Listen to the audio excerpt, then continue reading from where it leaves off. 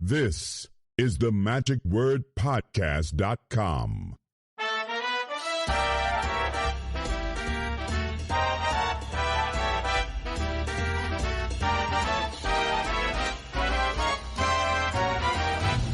Hello, this is Scott Wells for the magicwordpodcast.com. Well, it is about convention time, and these next few weeks are going to be crazy off the hook. I'm going to be heading right now to New Orleans, and then after that to Colden, Michigan for Rabbits, and then after that on to Las Vegas for Magic Live. So I hope to see some of you at some of those or someplace down the road. But as for right now, we are on the road, and I say we because I'm traveling with my travel mate over here. Here he is, Dick Olson. Hey there, Dick. Good morning. Good morning. Good morning, all. And also his daughter, Lindsay. Hey, Lindsay. Good morning. So we've got a car full right now and happily heading to New Orleans, and the weather looks like it's sunny with a little bit of clouds, which is just going to be fine to keep things cool down below a little bit below 100. I mean, who picks these places? New Orleans in July. And here we are, some of the hottest weather we've ever had. Anyhow, we'll be inside where it's air conditioned, so who cares?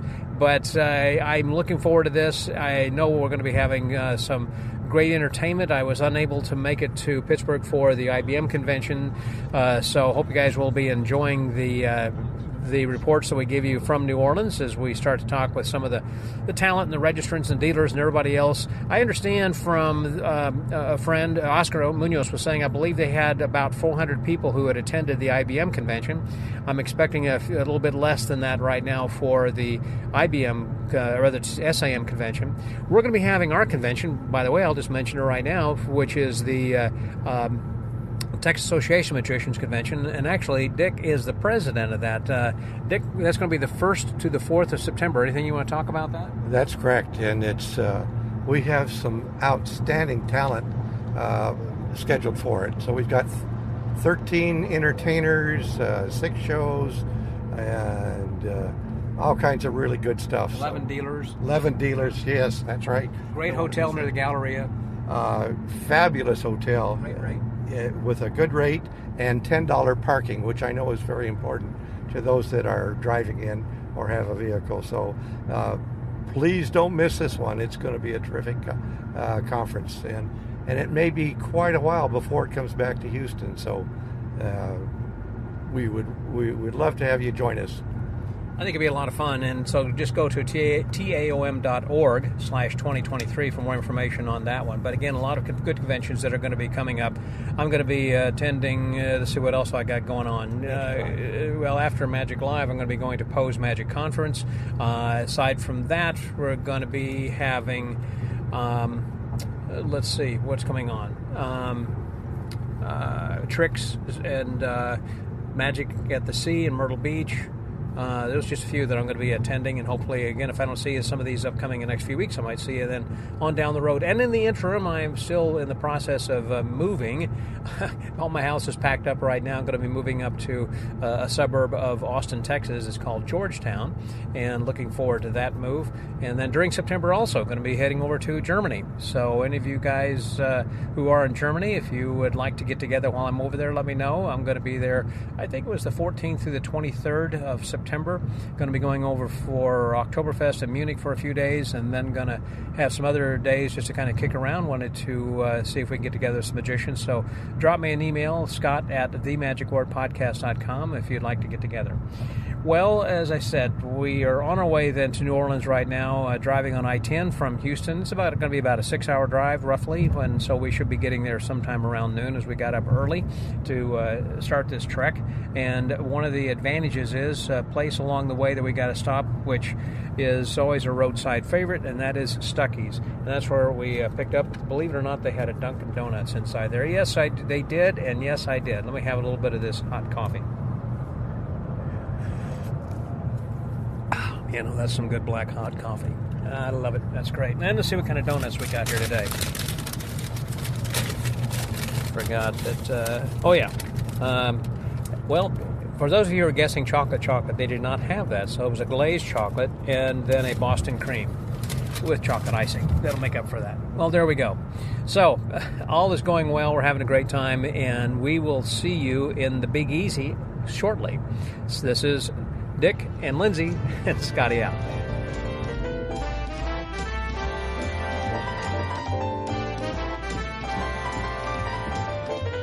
We have just arrived at the New Orleans Harris Hotel over here, and I'm excited. I understand it had a little bit of rain yesterday or last night or this morning.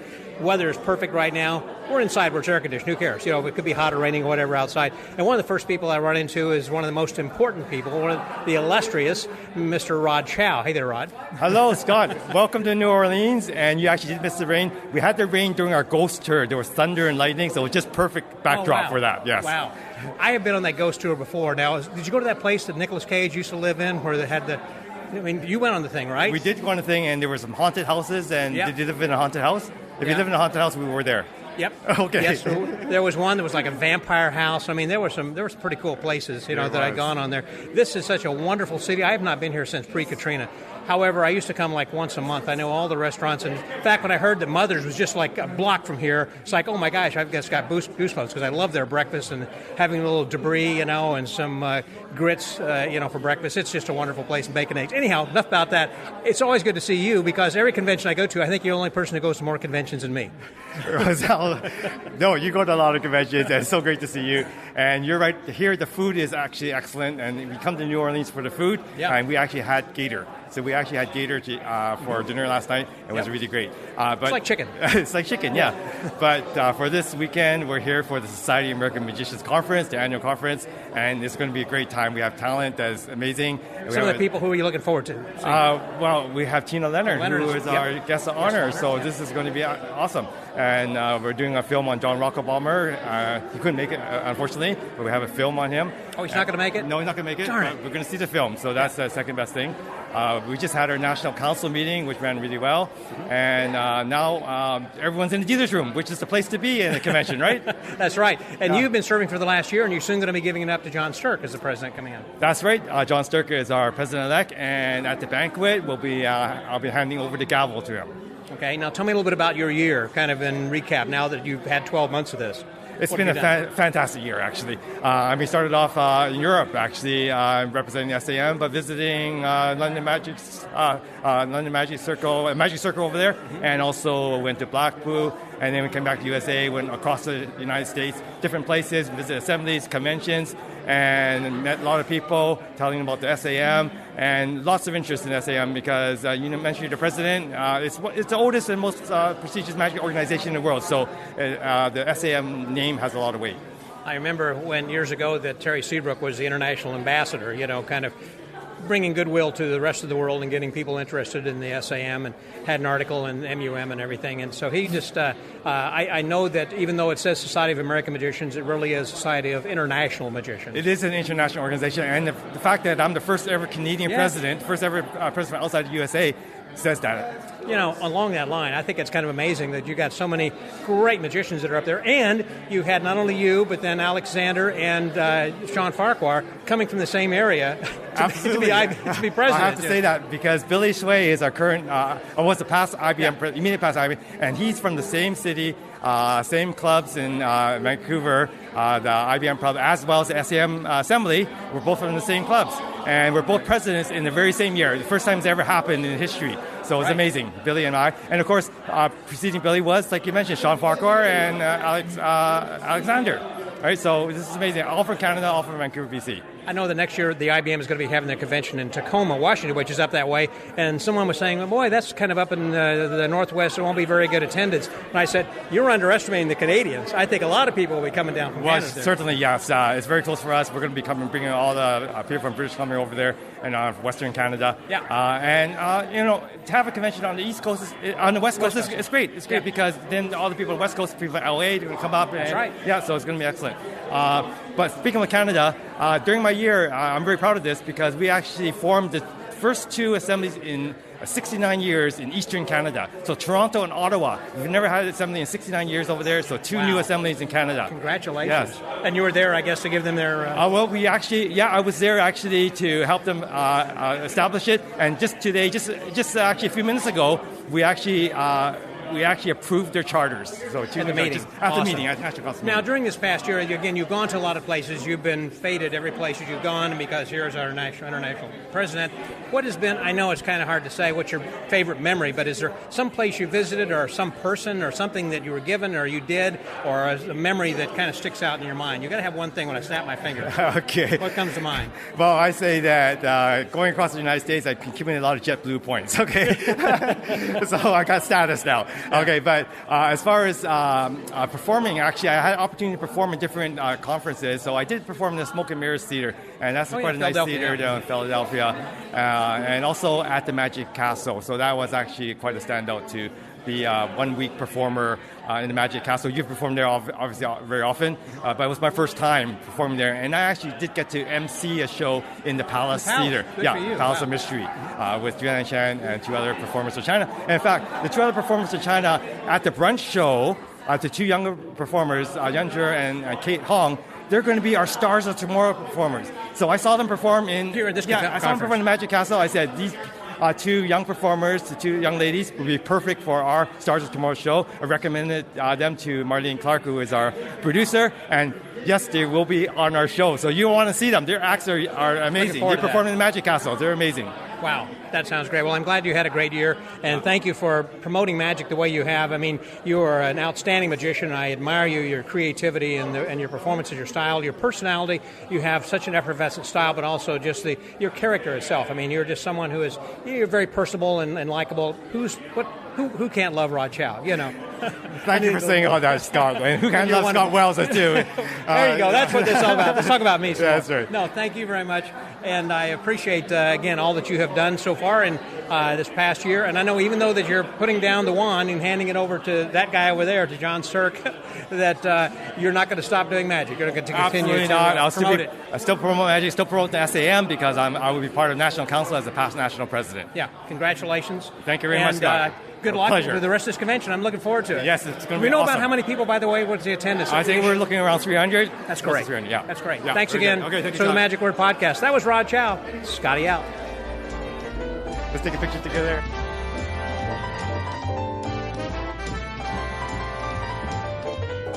We've just finished the first activity of the afternoon, which was the dealer show, and we're getting ready here shortly then for Bruce Calvert, who's going to be talking about tech tricks and things.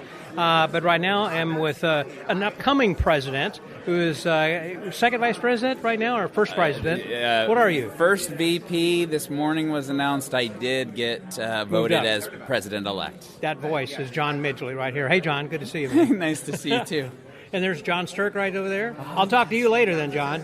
And so John's the one who's going to be replacing Rod Chow, who we just chatted with a moment ago. But so you're getting to get 1, 2, 3 punch with all these guys. So John, as some of you who have been looking on Facebook have seen the wonderful portraits and things that he draws.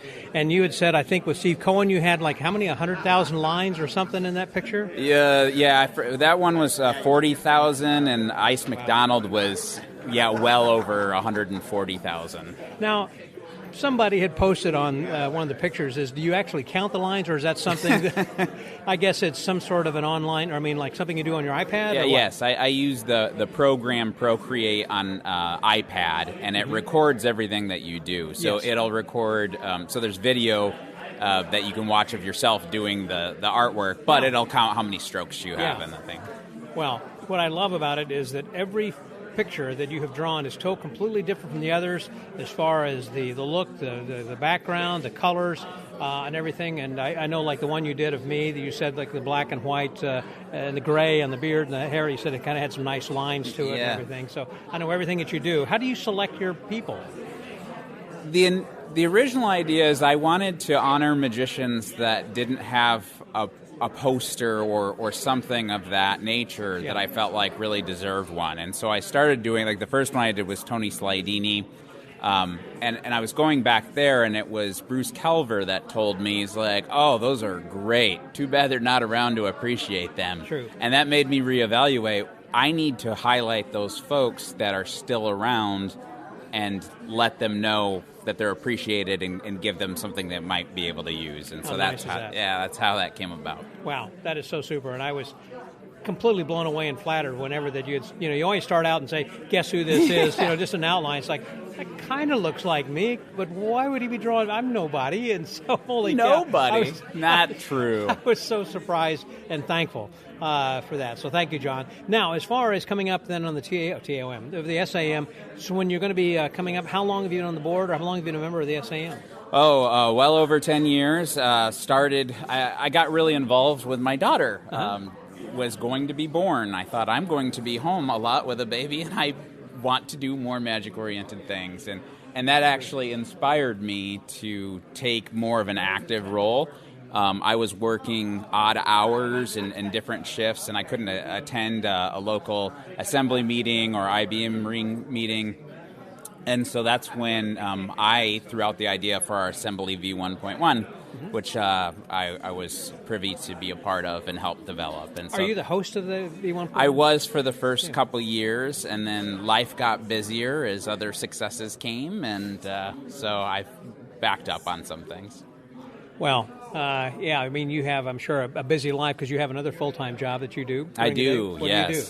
So I'm a manager for behavioral health services for community health systems. So we have, I think, currently 56 hospitals across the country and thousands of other outpatient clinics. And so, do you travel a little bit with your job? I do, yes. Okay. Yes. Wow. So have come a long way in a short time. So by being incoming president, then eventually at the S.A.M. you'll be getting to visit a lot of assemblies, I assume. Yeah, absolutely. And I always want to be engaged and have conversations with folks. So what is your goal? I mean, you still got a little bit of time, but I always like to know what it is that's the vision of the incoming president as far as what is their motto? What do they plan to do? I think a while back that Jan Goodsell was saying, share the magic or something. Different people. Sure. So what, have you got an idea yet? The slogan, there's been several of them I've been kicking around. I really liked Tom Gentile's approach of we do more together. I like that. I really like the unity aspect of things, and I anticipate with incoming President John Stirk, myself, and then Matthew Crabtree, if that's how it goes, that we are all in alignment, and the bottom line is do what's best for the compeers and do what's best for the longevity of the society and keep our egos at the door. So that's what we're trying to do. That's a good idea. And I think one of the things, too, that Rod Chow has provided here this past year, as we just heard from him a few moments ago, was how that he has helped to expand the S.A.M. internationally by going to some other conventions and spreading the S.A.M., letting them know about how to join the organization and everything. Because, again, this is not just the side of American Magicians, but it really is an international organization. This particular convention, anything you're particularly looking forward to seeing or watching someone perform? Are you just kind of excited to be here? Oh, I'm so excited to be here. I saw when I heard R. Paul Wilson was going to be here, I was super excited. When I heard Scott Wells was going to be here, I was super excited. Gene Proches, It really is a family feeling, and those people are celebrities to you. And I'm in heaven. It's just cool. Plus, I love New Orleans. I mean, I love the food here. I haven't been since Katrina, but I love Cajun food. The Creole New Orleans is the number one place for me as a foodie. Number two is St. Louis. I just love their Italian and German and everything that they've got there. Anyhow, but so I'm excited about going back to some of these places. I just had a shrimp poor boy for lunch, and so I'm looking forward to something. So much fun. So it is fun. Well, listen, John, always good to talk with someone. This is the first time we've actually physically met eye to eye and everything. It's true, so yeah. It's good to talk with other people who have such a passion for their art and also want to carry this forward. So I appreciate everything that you do and are going to continue to do, because I know in particular, as far as the pictures, you got some other things in mind. You've already started in some things. I'm sure in the back of your mind you have some others. Yeah, always projects. Always projects. That's great. John, thanks very much. Thank you, Scott. That's Over the Magic Word Podcast. That was John Midgley. Scotty out.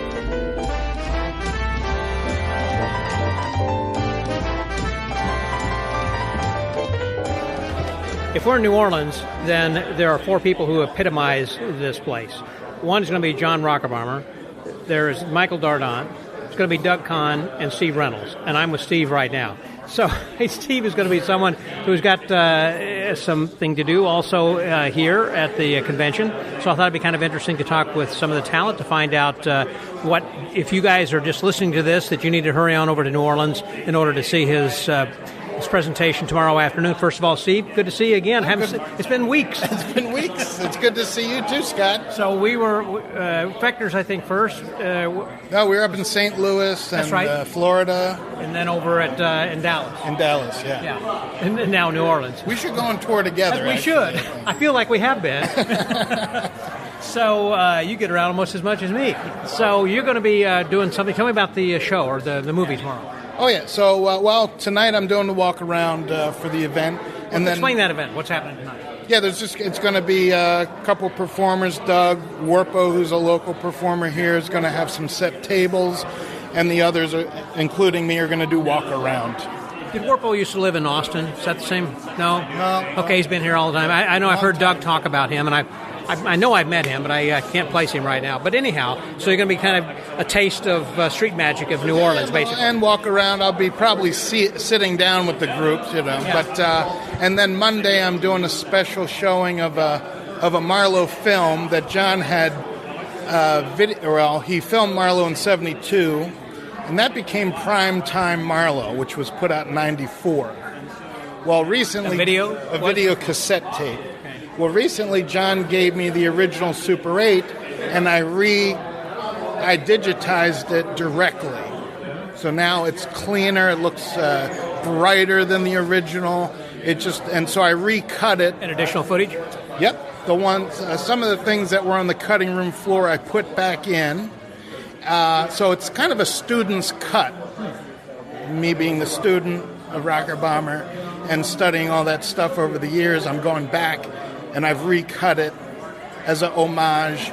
And I included a book called Primetime Marlowe, The Compendium. And it's an 88-page book on that video and all the material in it. Now, when that was released, was it just released as a VHS tape? Yeah, VHS in '94. Okay.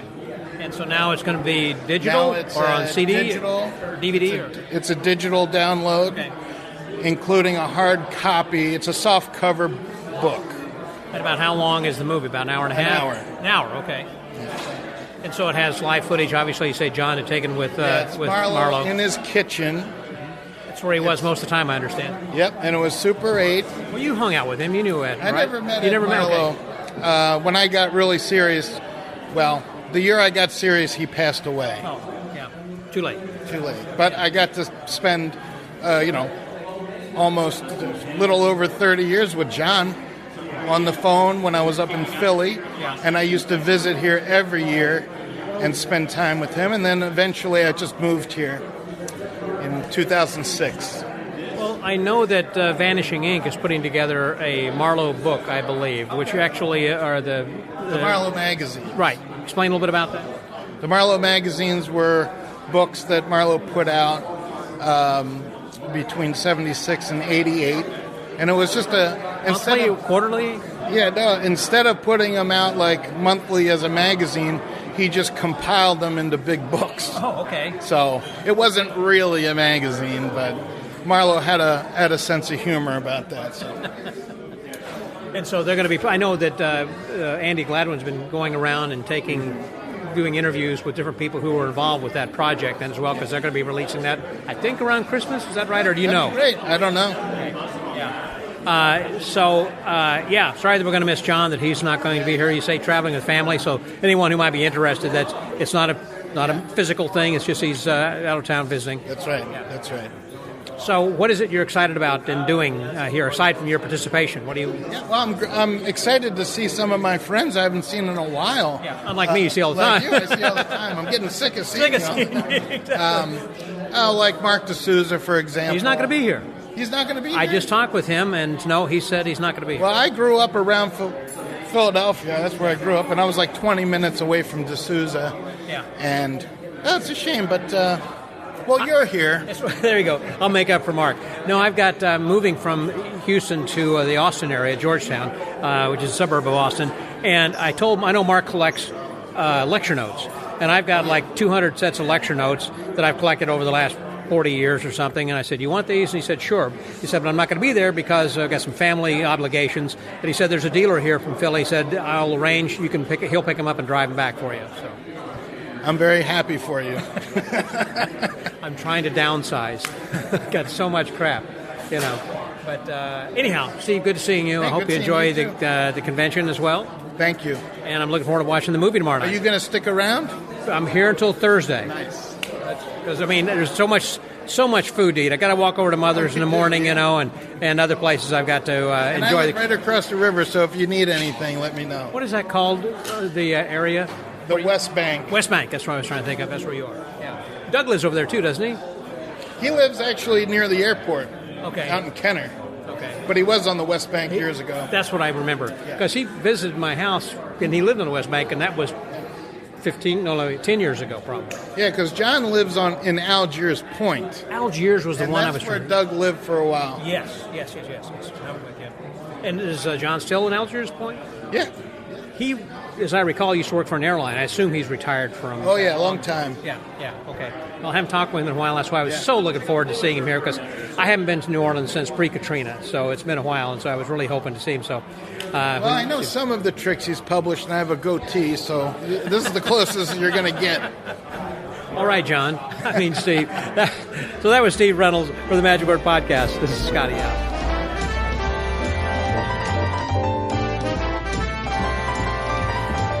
We are getting ready shortly for dinner. Kind of have a little bit of a break right now, and the dealer's room is still open, but not too busy because most people, I believe, have gone out for dinner. We're getting ready at 8 o'clock to have the big welcome party and everything. But right now, I've got a couple of people with me. One you've heard from before, and that's Cody Clark. Hey there, Cody.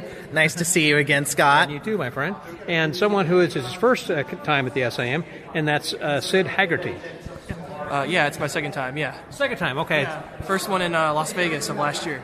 And that's why you came back again this year, because you had such a good time last year? Definitely, yes. What are you guys both looking forward to this year? First of all, Cody? Well, I'm looking forward to learning new routines since I have my core roster that I like, but I'm also wanting to see what's next, wanting to continue to evolve as a performer. Mm-hmm. So getting new ideas from people, be it during lectures or in the jamming hall. Yeah. And also showing Sid the ropes, introducing Sid to a lot of my magician friends, since I'm very thankful to mentor Sid and help him progress as a magician in his own right. Now, Sid, do you live in the same area then as Cody? Yeah, I live in the same state, same area. We both live in Louisville. Mm-hmm. Yep. Louisville, Kentucky. Yes, yeah. Louisville, Kentucky, yeah. And so talking about the sessioning room, that's kind of where we are right now. That's why it's a little bit noisy over here, that it's between the dealer's room and the main lecture hall where we are right now, and they're rehearsing in there for the contest. Have either of you actually been, I was still going to ask you first, Cody, been in a contest? I know you have. Seems like I've seen you in contests before. Yeah, I've done the Louisville Magic Club's close-up contest a lot, and I've done some contests at the Unconventional Convention, which is a small convention in Corbin, Kentucky, the Lexington, Kentucky IBM ring runs. I've done some regional stuff, but not yet national. That could be a goal as I enter my 30s, though. Well, you should, have that, I think, as a goal, because the good thing about going into a contest, you have some deadline that you have to be prepared for. That's what Jeff McBride said. He said, don't compete to win, compete to get an act done by a certain deadline. And one competitor that's also in the Louisville Magic Club, Buddy August, he's done just that. Oh, Buddy's really good. I remember seeing him then at the Magi Fest. No, he was just at the Winter Carnival.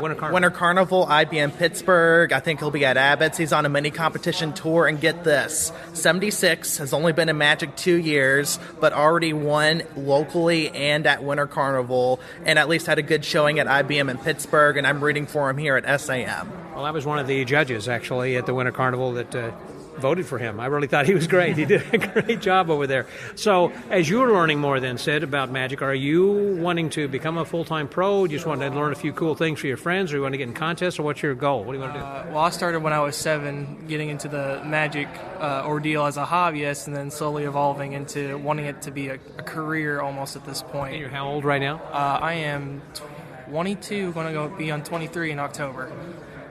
Yeah. But do you want to work like in restaurants and do some close-up, or are you thinking about corporate stuff, or what do you want to do? So far, I've kind of taken to my mentor Cody here of wanting to do inspirational type magic. He does his autism. I've ever since I was younger, I've kind of grown up with depression, so I kind of know what it's like and the struggle of it, and I've always kind of wanted to bring that sort of light to other people. With what I discovered with magic really dug me out of depression. It allowed me to be social and be creative in my own right. Without having to use medication or anything, that's been something that's been encouraging to you? No, I still supplement. It's more of a supplemented medication. I still take antidepressants, but it's such a huge benefactor. It's letting me get out of the house. It's caused me to want to do stuff with my life instead of just sitting at home feeling sorry for myself. Right. Wow, that's inspirational. I was thinking that's what magic has done for you, of actually giving you a reason for getting up and moving forward, Exactly. Wow. So have you been doing some shows then as well? I've done some walk-around gigs. That's primarily where I started with magic, was doing walk-around with sponge balls, slowly getting into the cards, then doing packet tricks. I believe in 2021 is actually when I did a kind of a routine with a Benson Bowl routine? Yep. Tom Stone's Bunsen Burner, I think is what it's called. And I won that competition, 2021 close-up contest for the Louisville Magic Club. And then Buddy August went on to win the next year's, didn't he? Yeah, he did. Yeah, he did such an amazing job on that routine too. Well, and going back to autism then, that you had mentioned, then Cody, do you find that is something that helps you to deal with that? Oh, in lots of ways, because a lot of autism is in motor skills, not just the social skills. Magic, of course, helps with social skills because you're required to have an audience for a magic trick to work, and magic tricks come with social skills scripts to at least start the conversation. So through a magic routine, I can start a conversation, and once people see the magic, then it can flow more naturally, then I can overcome my social anxiety and really blossom. Wow. And so that's something that has encouraged you to get out actually and to be more social. I mean, by doing magic, because you have a goal of something that you're going to do. So. Exactly. It gives me a motivation to work on the parts of autism that I want to work on, but it also enhances the parts of autism I want to keep, like the special interest. Most people with autism have what's called a special interest, a thing we obsess over more than anything else, because it allows us to understand the rules of the world, that through this magic subculture we can understand the broader world that doesn't always understand us. It's interesting, yeah, because there's a focus, I guess, a laser focus. A focus and a concentrated group of people who, even if they aren't all autistic, are admittedly a bit weird anyway.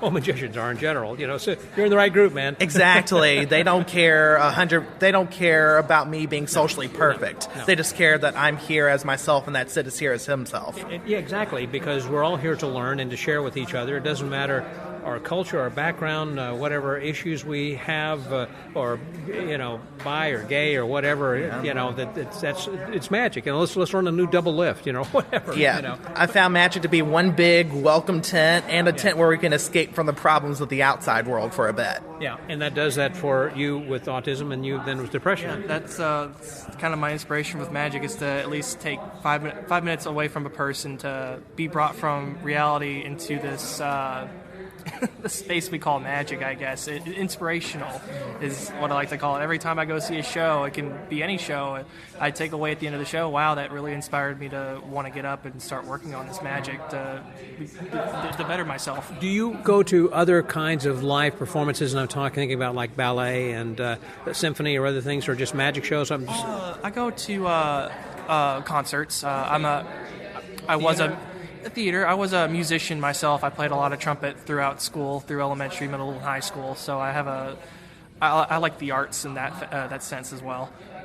So that's a good thing, to kind of look at other kinds of performing arts to see how that could relate then also to helping us to get in front of an audience, and also thinking about some of the music, that might be good for the background as well. Oh, yes, I 100% agree. In fact, I love places like Memphis's Beale Street, Frenchman Quarter, Nashville Lower Broadway, where the music is so raw, so energetic. There's an energy when you go into those clubs that you don't always get at a magic show. So that's one of my goals, is to make my magic shows feel like you're in a Frenchman Street Jazz Club or a Beale Street Blues Club. And you're giving me goosebumps, because there's so many great clubs, that I've been up and down Bourbon Street for years, and I haven't been for the last 20 years or so, but I used to come over here regularly, and I would love those jazz clubs. There are so many great places to hear music. So many authentic artists who are in it for the love, not in it for the money. That's another thing I like. The communities there remind me a lot of the magic community. Yes. Well, guys, thank you very much. I appreciate your time and insight. And I know the listeners would like to hear some more from me, and I think we'll have to sit down and do this again in detail. I would love that. Thanks, Cody, and thank you very much, Sid. Thank you. I'd love to do that too. Yeah. You bet. So for the Magic Word Podcast, that was Sid Haggerty and also Cody Clark. Scotty out.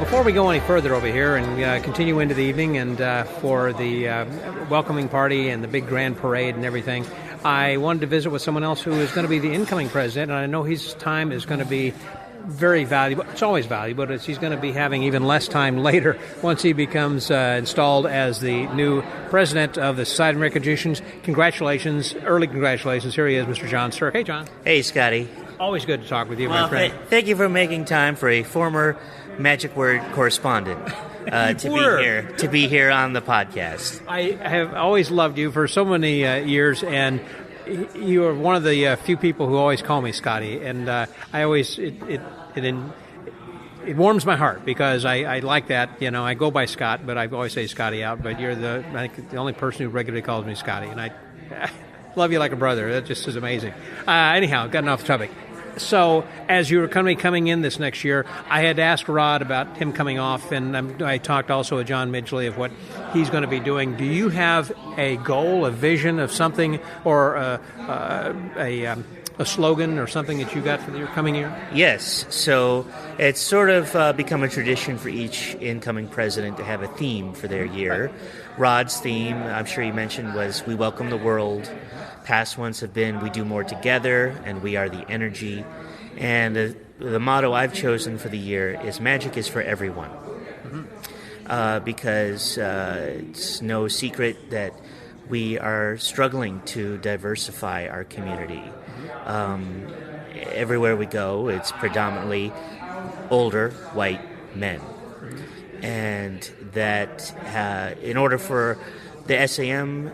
and the IBM and the magic community in general, in order for us all to grow, that has to be, we have to put effort into reaching communities of people who haven't traditionally been reached out, who haven't traditionally been included or reached out to. I think many of my predecessors or some of the older folks think that just having an open door is enough, and it's simply insufficient. You have to invite them, actively invite them to the party. Having an open door policy is fine, but you've got a very good point, you know, of actually getting up off your butt and taking someone by the hand and say, "Come with me." Exactly. So one of my initiatives for the year will be to form our first ever Diversity, Equity, and Inclusion, DEI committee. And I've talked to several individuals already at this convention who want to help and be part of that. So I have a very optimistic view. Certainly we won't be able to make huge changes in just the year that I have in office, but I know I can get the ball rolling, and the next two people in line after me, I'm confident will continue to build on what we've started. What specific kinds of things can we do now? And I'm saying we, meaning internationally. I've got an audience in other countries who are listening then as well. And they're not going to be part of this DI committee, and it's going to be a while before they roll out some of those suggestions and ideas that they can do. Do you have some suggestions that people can get started right away to include others? Well, certainly the active invitations is one. Sharing your magic as widely as you can and is also important too, not just live in your local meetings, but also over social media. Representation is important. The more that you can feature and promote magicians of color, women, and youth, the more that we can promote them, the more they can be seen by potential members and potential magicians, to see, oh, this person looks like me.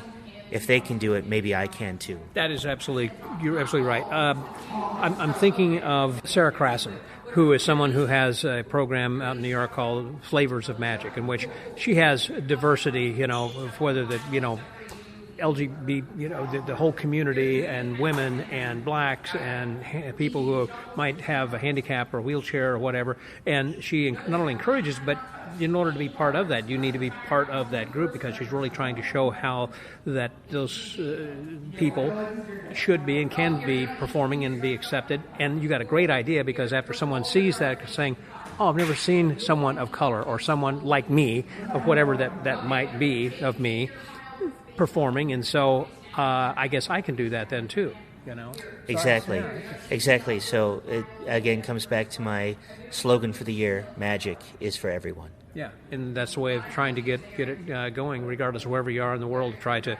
encourage other people and invite them along with you to help, and not necessarily find another old white guy to help you. Yeah, exactly. I mean, certainly I've learned plenty of great magic from old white guys, but we want to expand. Mm-hmm. Well, that's good. I wish you luck in the coming year. That's going to be a good goal, and I'm glad that you've got the DI committee, and there are more people, I guess, going to be added to that, and then they'll be rolling out that plan, I guess, in the MUM magazine as the months come forward. Certainly keep an eye on my presidential column in the MUM. I'll be talking about updates and developments. Also, if you are an S.A.M. member, you can follow us on the S.A.M. community at magicsam.com, which is a platform that we launched last year. It is essentially our very own social media platform that is just for S.A.M. members. It is a Zuckerberg and Musk-free zone where we have a lot of communication going, including something I started a few years ago called that I call the Leadership Forum, which is a place where we can talk about some of the inside baseball. We want the community to be focused on magic, but we also needed a little corner where we could talk about some of the nitty-gritty of just administration of magic clubs. So, how to keep a roster, how to communicate with the national office, how to share ideas about marketing your local club. So we have a little corner for that called the Leadership Forum. So any S.A.M. member... Where can they sign up for that? Or find well, first you need to sign up for S.A.M. membership. You can't access the community unless you're a member. Then you can search for leadership group on the website? On Magic Sam? Yep, on magicsam.com. It's only available if you're a member and logged in, but that's where you can go and click to join the group, kind of just like you would with a Facebook group, and join the conversation. And you post pictures and everything similar to Facebook kind of a thing? And so on. Yeah, exactly. And not only that, we recently did a training video session over Zoom that was recorded and posted on that group about how assemblies can use magicsam.com to create their own little corner of community. So every assembly has its own group within the S.A.M. community page that they can use to kind of like a Facebook group, post their group pictures, create events, send notices out to all the members. I don't think many people know about this. I know, that's why I'm talking about it. So join the S.A.M. community. If you're already an S.A.M. member, just log in. As soon as you log in, you are taken to the community page and you'll see the posts. Click around, explore, and if you still need more information, you can reach out to me, jsturk@magicsam.com. Sounds great. John, thank you very much. I wish you nothing but the best for life and also in your coming year. I assume you're going to be doing a lot of travel? Yes. Right after this, I'll be going to my home convention, the Abbots Get Together, where I've been going since I was 19. Are you going to be in charge of the Street Magicians contest? Are they doing that this year? Or? They are doing that this year, although I've stepped aside, and a different group is handling that. But there will be Street Magicians, and I'll maintain my regular duties as the house organist. Yeah. You're the best. I love the jazz, and you're great. Yeah, since Wilma Wrench had left, and you picked it up and done a great job. She retired. Both your own individual styles, but yeah, I have a whole different style of organ than Wilma did. But a lot of people missed having live music there at Abbott's, and I missed it too. And I sort of looked around and thought, well, nobody else is going to do it. I better step up. So I've been doing that for a couple years now, and I'll be back again. And then after that, Magic Live, I guess? Unfortunately, the constraints of having a day job and a finite amount of PTO, I won't be at Magic Live, but my next trip after Abbott's will be for TAOM over Labor Day, so I'll see you there. You and John Midgley will both be there. We will both be there, and so will our friend Matthew Crabtree. So you will have... It's his hometown like mine, yeah, too. Exactly. So you'll have the top 3 officers from the S.A.M. at TAOM this year. Yeah, boom, boom, boom. Those 3 guys all in a row there. That's right. Yep.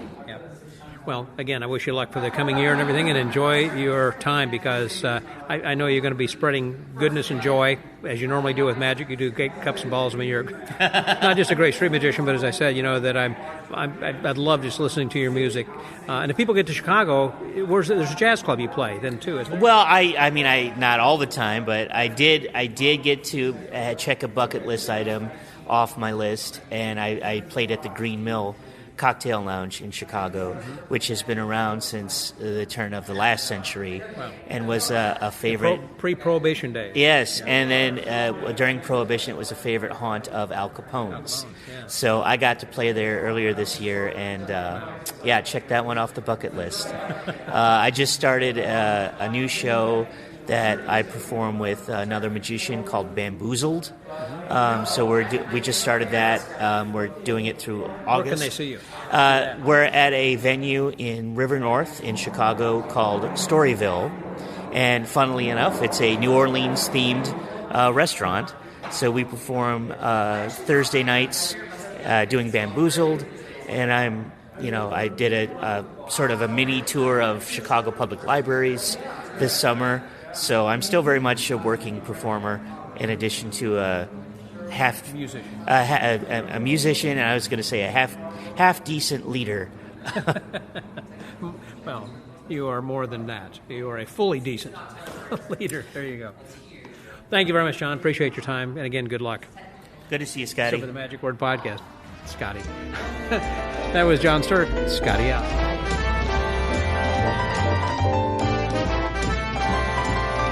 We are at the President's Party here right now, kind of hanging out as things start to begin, because a little bit later we're going to be having the second line. Is that what they call it? I think it's going to be happening at about 8 o'clock, but right now it's martini time. It's that magic hour of the afternoon that I so enjoy. And again, I'm here with Dal Sanders and his lovely wife, Cindy. Hello, you guys. Hello. Hey, Scotty.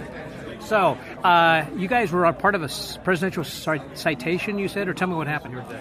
Well, today, at the end of the National Council meeting for the Society of American Magicians, Rod Chow, the current president, the outgoing president of the S.A.M., called us up, and several other people too, but called us up individually and gave us a presidential citation for the work that we've done with the S.A.M.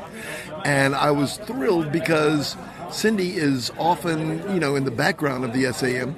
This was to Cindy and Dal Sanders, not just for me. Was that a surprise, Cindy? It was a surprise. It was nice. It was humbling. I was so glad that she was recognized too. So, because she does a lot for the organization, and she's always in the background, and she just bringing that smile. Yeah. Well, she's Boopsy the clown. Oh, that's right. That's right. Yeah, you don't want to throw a party without Cindy. That's what I always say. That's true. How can we have a pool party, without Cindy, there, and you make flipping the hamburgers? We are 1 week away. I know. We are 1 week away from Summer Splash. I'm going to be at Abbott's. I'm going to miss that one. So is that right? The end of July? It's the 30th. Okay, yeah, the 30th of July. That's on a Sunday. Yeah. can't make it because after that I'm going to be heading to Magic Live. You going to Magic Live afterwards? Oh, yes. We'll definitely be there. I've never missed a Magic Live, so why would I start now? Why do you attend the Magic Live convention? I like the Magic Live convention because it's one of the conventions where everybody is all of a sudden at the same level. I don't care if you're the biggest name in Magic or a newbie. You're all on the same level, and they all want to talk to you, and Jeff McBride or Joe Schmo, you're all kind of rubbing shoulders. Absolutely. Right. And so I love it. Plus, Stan Allen does such a great job coming up with things that just surprise you. All of our other conventions, we announce ahead of time who's going to be the guest and who's going to be the acts and the lecturers and everything. You never know at Magic Live till you get there. Right. And so, as much as I say I don't like surprises, I like being surprised at Live. So. Well, when you were president, what city? I mean, was the convention held that year? I was inaugurated in Washington, D.C., and it was I was inaugurated as president in Washington, D.C. What's that remind you of? Anyway. And it was on the 4th of July, so that was really cool, too. Yes, it was on the 4th of July. And we had just a great time. It was a great convention and just a great party. So. Yeah. So are you enjoying this convention so far then, too? Oh, yes. I mean, we're just barely getting started. But we've had a couple of great lectures already. Bruce Calver was this morning, this afternoon, with his Barry Mitchell, and Barry Mitchell, and he's always fun. I've been a fan and a friend of Barry Mitchell forever. Yeah. And when they said we need to get a family entertainer, who are we going to get to be the family entertainer lecture? And I said, Barry Mitchell. They said, oh yeah, we should think about him. So yeah. I was thrilled. Yeah. It's been great. And we're back in Louisiana, your home. Yes. Yeah, from Louisiana. I mean, I'm from North Louisiana, but that's okay. It's Louisiana all the same. She went to college in Baton Rouge at LSU, and she spent every weekend here in New Orleans. So when we got to the hotel, she kind of walked over to the curb and stuck her head in the air and was looking around. I thought she was like just getting the smell. She says, no, I just wanted to know exactly where I was so I could get ready to know where we're going next. So. Right.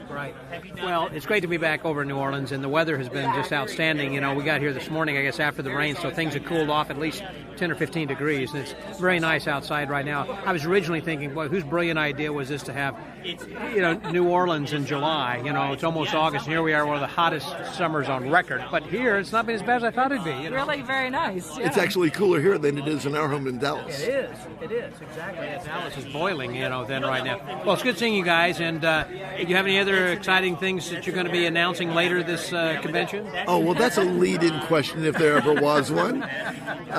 Let's just say save Labor Day 2024.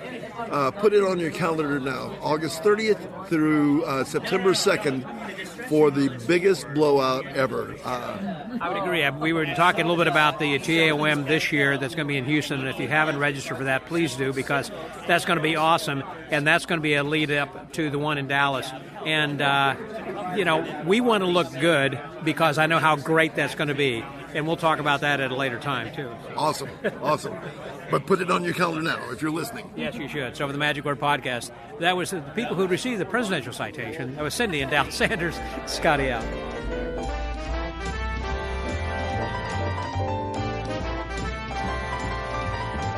While we are here at the President's Party, we're here with another president, by the way, my good friend Bruce Calver. Hey, Bruce. It is so great to see you, Scott. You get everywhere, don't you? I do get around a little bit from place to place. Wow. I got to ask you, have you seen the new S.A.M. history book yet? I have not. I've been hearing about that. What can you tell me about this? I have slightly in the background been involved with it, and I saw the original book that David Goodsell wrote. He would send me chapters to check over, and this book is an absolute dream. You will tear up reading the history of the S.A.M., and you'll be proud that you're a member of the S.A.M. because of all the backstories. You're going to see pictures that you've never seen before. They were tucked away at the New York Public Library in a special collection, and David meticulously went there and reproduced it all. He got the biographies of the original 24 people. Not only did he have the biographies, he has their pictures too. How do you come up with all this stuff? But an incredible book. You especially, since you love the history of magic, you're going to love this book. I'm moving right now, and I'm starting to reduce my library of 1,000 books, and I'm trying to whittle that down. But the ones I'm keeping are history books. I just absolutely love them. There's something special about history books. We can learn a lot of magic tricks. We can go through the Fiske. There's 13, 15 different ways to do that. But the history is important. And even just the stories. Let's say the John Calvert book, Roger and Milo. I mean, they're stories. Of course, Carter the Great. So many different, Willard the Wizard. 3 of my favorite books. Willard the Wizard. Yeah, great. Absolutely great. But this one's a special book. No other organization has done something like this before.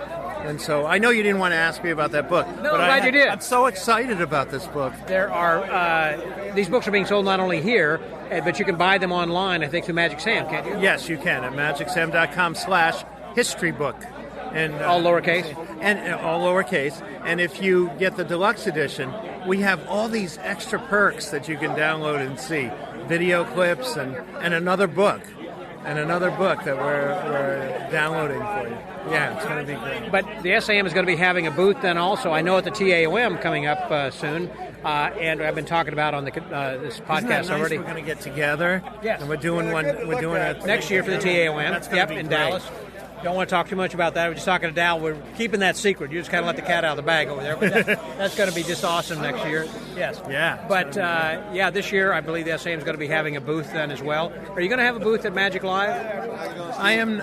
The S.A.M. I believe will. That's what I mean. They can buy a book there. The S.A.M. will. So if those who are listening who will be in Vegas will be able to pick up a book there. Postage. It's so expensive for postage because it's so big. Now, what does the book run? I mean, they've got a deluxe edition too, but I believe it's $85 for the regular edition and $150 for the deluxe. But you get those bonus pieces and everything. But what's nice, it's 360 something pages. It's over 400 pictures, 450 pictures, and I've never seen anything like it.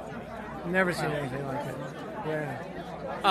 Okay, one of the reasons I want to talk with you then also was about your Tech Talk column. It's hard to say. That's right, Tech Talk column. Hard to write. Sounds like TikTok, Tech Talk. You started TikTok before TikTok, So you've been doing it for 12 years, just like I've been doing the podcast. Years. When you said that, I thought, we started about the same time. I started in August of 2012.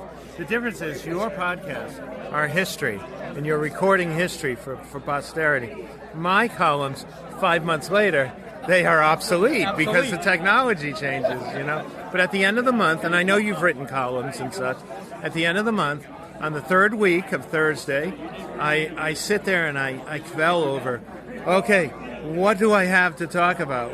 And amazingly, you find things.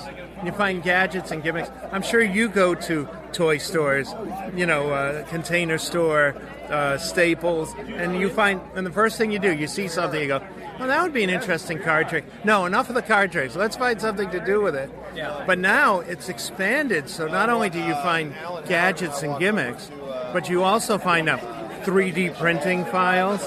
People are getting into. Have you gotten into 3D printing yet? I haven't, but I got friends who do that, so I don't have to worry about it. You don't have to. So you don't have to go through all the... By the way, I want to thank you. One of the little things that was a gem was from your column that was about this spend pad thing you 3D print. Yeah. And I don't remember that you necessarily said this, but once I had my friend Gene Protus made this for me.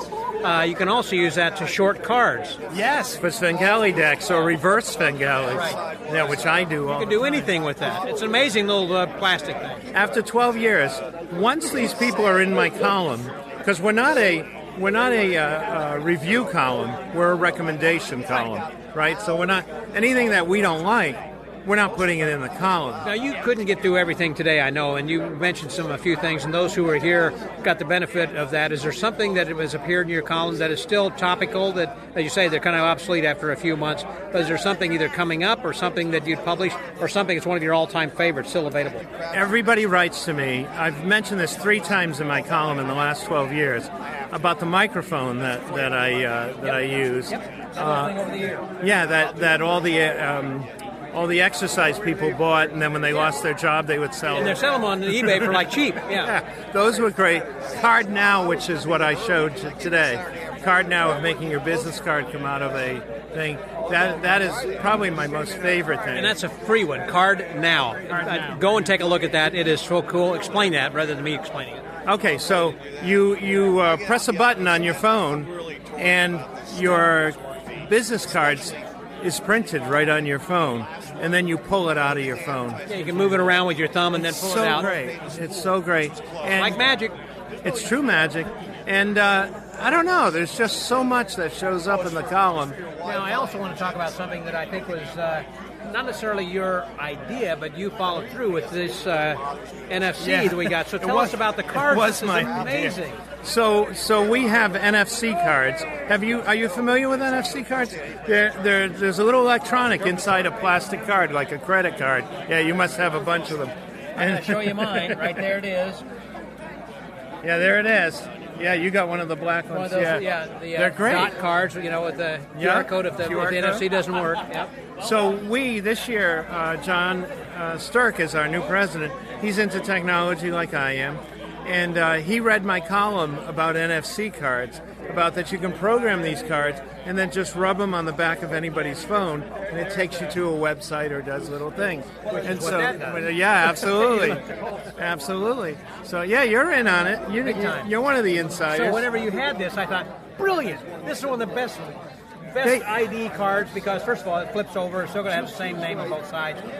But anyhow. I read your article many years ago on the best cards, and I thought he's going to love this if he shows up. I just posted today saying 10 out of 10. I love this. I did. So when you scan it on the back of your phone, it takes you to a website. Now, originally they called me to make an app on all the scheduling and the maps, and I go, I'm not making an app in 3 weeks. So we came up with this, and what that does is when you scan it, it goes to a private website that I, from my phone, can type in any changes, any news of the day. That's the beauty of this. It's fantastic. And what I also like is, of course, you can do that with the QR code, but that takes up landscape, and this doesn't. You have it with you all the time. And so our membership cards this year are also going to be NFCs. Did you hear that, guys? Repeat that again. Your membership card with the S.A.M., your physical plastic card will have the NFC. Now, is this built in with a chip, or how expensive are these things? There's aluminum inside there, and when they melt the card together, it's in there. The electronics is there. So think of it as like the old recording tape or cassette tapes. When we program these things, it just stays there. It doesn't fade away. It's not going to go away. So throughout the year, we're going to put things that you can download, put on that card, and do various magic. That's what I think is beautiful, because you can always change that in the background. No one really knows about it. You mentioned Rick Johnson earlier today, was someone whose column I thought was the best in the linking ring.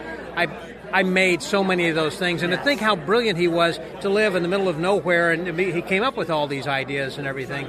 But one of the things I remember also was way back when in the Polaroid camera days, he would take the battery out of that, and he could put the battery in his close-up pad or something, Yeah, he was just a wild guy that had brilliant ideas, and I think like you and I, he thinks out of the box. I miss him dearly, and he was like a star when I met him. I couldn't talk to him that much because I was starstruck by him. But the trick that I showed today, I think he'd be pleased with the way I came up with it. Well, Bruce, always good talking with you, and thank you very much for what you do month after month. And that's the first column I go to, and I think a lot of people do as well in the MUM every month. And that I love it, and I like preaching your word and telling other people that they should go and read that column as well. So it's an honor to have you read it. It truly is. It truly is. Well, you flatter me. Thank you very much. So for the Magic Word Podcast, that was Bruce Calver. This is Scotty out.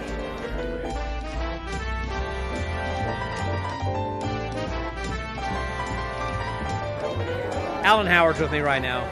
Alan is the editor of the MUM. How many years? Coming up on the end of 6 years now. 6 years. Seems like 60, I'm sure, to you, doesn't it? Well, some days it does, yeah. Now, some days it does. You were also the editor then not only of Juggle magazine, but then for a while you handled Magic magazine for Stan, right? I wouldn't say I handled it, but I was helping with it. I was you were associate editor? Associate editor, assistant editor. I think the title changed a couple of times, but something like that. You're kind of his right-hand man. He couldn't have done it without you. He could have done it without me, but it wouldn't have been nearly as much fun. And did he buy Juggle magazine so that way he kind of folded it in, or how did that evolve? Well, the International Jugglers Association was looking to change their magazine, and they were looking at successful magazines in a variety arts field, and of course they saw Magic magazine. So someone suggested, you should talk to Stan Allen, see if he has any ideas. So I had a meeting with Stan, and by the end of the meeting they said, Stan, you should take over our magazine. So somehow they talked him into that, and he started Juggle magazine, and realized fairly quickly he didn't know a whole lot about juggling. So he brought in a few people that... Mike Caveney didn't have the time to do anything with that. Yeah, Caveney's always busy. So he found me, some other people as well, but I came in and was a consultant since the first issue, really. And then eventually he turned it over to me to become the editor, and then he stopped publishing it and I became the publisher, all working for the International Jugglers Association. And then the association decided they didn't need a magazine after a while. So the magazine lasted, I think, 12 years and then wrapped up. What is there, for people who are not jugglers, what kind of articles did you... I had an article, actually, that was in Juggle magazine as well, but it was... I don't remember what it was, but what kind... I've forgotten what other kind of articles that you had in the magazine. It's the same kind of thing you find in a Magic magazine. That's what I thought. I had a Magic article that was in there. There's histories and biographies and tutorials, and there's... Like how to juggle. Like how to juggle, a little more specifically, not just generic. It was not really entry-level type stuff. Did you have lines in there? I mean, like if you drop something and like what to say? Well, I don't recall having lines, no. But you got the magazine if you're a member of the International Jugglers Association. So I figure you're not going to be in the association if you don't know already how to juggle. So we had tutorials on more advanced stuff and different props, clubs, cigar boxes, different kinds of things to work with other than just the basic throw and catch stuff. Question I've had for you for a long time, and I've always had in the back of my mind, but I never think of it till just now, and that is how you met Stan Allen to begin with. I mean, you're not part of the Long Beach Mystics, I guess, so... I was not. I grew up in Cleveland, Ohio, so it was kind of a suburb of Long Beach. And kind of like where Kevin James came from in Michigan. He became a member then. Yeah, he moved out there. I didn't. No, I met Stan just through juggling. When he got the contract with Juggle magazine, he had heard my name because I was involved with the Jugglers Association. And came with a deal? I didn't really come with a deal, but he sort of tracked me down, and someone had recommended me as someone who might be of use to him. And so I got a call from him and started talking, and here we are. Did you have a journalism background in college or something? Amazingly, I actually have a degree in English, which I didn't think I would ever use for anything. Surprise! Yeah, who knew? But yeah, I was a juggler. I was a professional, full-time performing juggler traveling around the world. And the writing and the magazine stuff were just sort of a nice thing to do while I'm sitting on a cruise ship staring at the sea with nothing else to look at. And then one gradually replaced the other. Wow. So I always like to talk to other cruise guys about where is one of your favorite places to visit. Oh, man, that's tough. Australia was great. Anywhere in Asia I liked. Europe was terrific. Caribbean was nice, but I got tired of that. Not the kind of guy who goes and hangs out on beaches on a regular basis. Yeah. But, yeah. I always thought different island, same crap. You know? Yeah, pretty much. And after a while, you start seeing the same shops showing up everywhere, so it really was the same stuff. But, yeah, Europe was great, and, of course, Japan and China and Australia, New Zealand. Those were all terrific. Yeah. And so, as far as this convention goes, is there something, I mean, do you have other reporters going to be working for you? It's going to be working on different things here? Or are you writing up the whole thing? Or? Yeah, I was going to talk to you about that. What are you doing this week? I'm reporting. Good. Well, write it down. We can use that. Transcribe these. Perfect. No, I'm kind of walking around taking notes. We've really just started. It hasn't had a whole lot happening yet. And we have John Costello taking photos. Generally what we've been doing is a big photo essay. So I'm relying on John's great pictures, and then we'll put captions in there to let people know who's who. Who's taking the pictures for you? John Costello from Philadelphia, who's done it for the last couple of years for us, and he does a great job with it. And also Bill Gleason. Bill's usually turning in photos as well, so he's always shooting something. Alan, thank you very much. You've done a fantastic job. I certainly enjoy each person who has taken this over the years has done just an outstanding job and taking it in different directions, and I enjoy reading it. Well, thank you. Yeah, we had a lot of great people, as I was telling you before, just following in the footsteps of the guys who were ahead of us, and it's a great legacy to try to continue. Yep. Good job. Go to the Magic Word Podcast. That was Alan Howard, my buddy. Love you, man. Thank you. Scotty out.